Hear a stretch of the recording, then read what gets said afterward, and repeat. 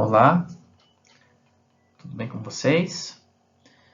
Então, seguinte, eu vou passar para vocês aqui um conteúdo complementando, né, a questão do transportes, né, que a gente falou bastante coisa. Eu vou falar aqui sobre transporte aéreo, intermodal e urbano no Brasil, tá ok?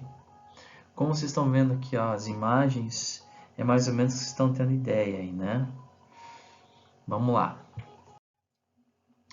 O transporte de pessoas tem crescido muito, porém o mesmo não acontece com o de cargas.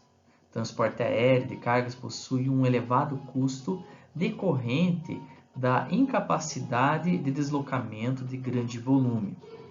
Além disso, os gastos com manutenção, peças e reposição das aeronaves e também com petróleo são elevados.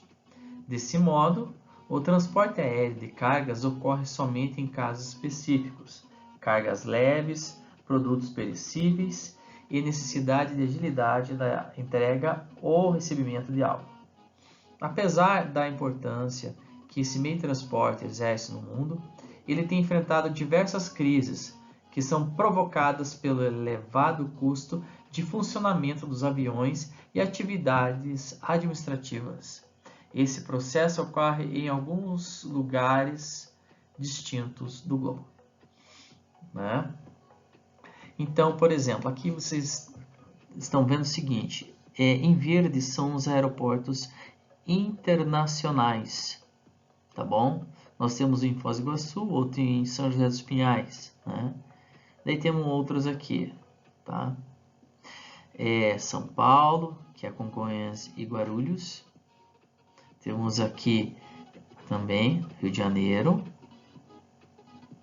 tá? Aqui em São Paulo tá aqui, tá? São Paulo, Rio de Janeiro, desculpa, gente. Minas, aí vocês veem, né? Tá ok? Vamos lá. Transporte intermodal, metrô. Vamos lá. Apenas 5 cidades do Brasil têm metrô.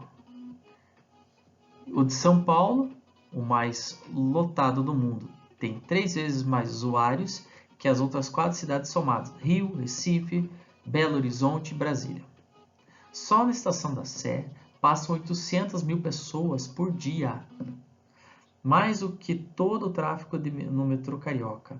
São Paulo é o campeão em extensão, mas perde de metrópoles estrangeiras. Buenos Aires, com 3 vezes menos habitantes, tem mais estações. E a cidade do México tem quase 3 vezes mais quilômetros do que São Paulo. Tá ok? Aqui, vamos lá. A insatisfação da população com o transporte coletivo nas cidades brasileiras, no entanto, não é uma questão recente.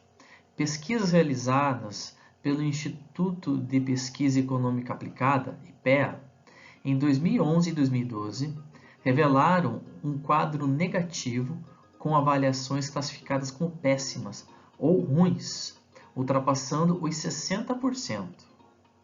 Mas de onde surgiram os problemas relacionados ao transporte público no país?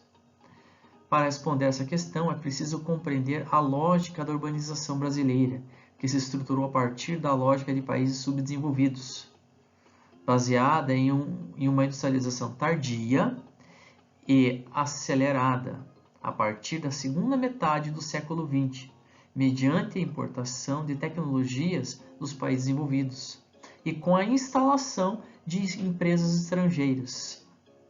A gente viu isso nos conteúdos anteriores, né, gente? Vamos lá. Transporte público. Não houve nenhum tipo de preocupação nas administrações públicas, municipais, estaduais e federal, em empreender uma política de massificação e melhoria dos transportes coletivos urbanos. Pelo contrário, o que se viu foi uma política de municipalização, oficializada na Constituição de 1988, que descentralizou as ações e deixou a qualidade dos serviços à mercê das prefeituras das cidades. Além disso, praticamente todos os municípios terceirizavam o serviço para empresas privadas que, buscando o máximo lucro, realizavam o serviço de forma a gastar o mínimo possível. Nos últimos anos, ao passo da ineficiência do sistema público de transporte, houve incentivos no governo federal em aumentar o consumo de carros populares, o que não foi acompanhado por uma política de mobilidade urbana. Com isso, além de ônibus lotados, assistiu-se também a trânsitos congestionados, mesmo em cidades com um número de habitantes relativamente baixo. Então, assim, Curitiba ainda tem uma referência nacional em relação ao transporte público, né? Mas, assim, no geral, o Brasil ainda no transporte público ele tem que melhorar muito, né? E eu quero deixar registrado para vocês alguns vídeos que exemplificam, né? Que eu coloquei no material de apoio, que exemplificam para vocês sobre esse transporte intermodal, tá ok?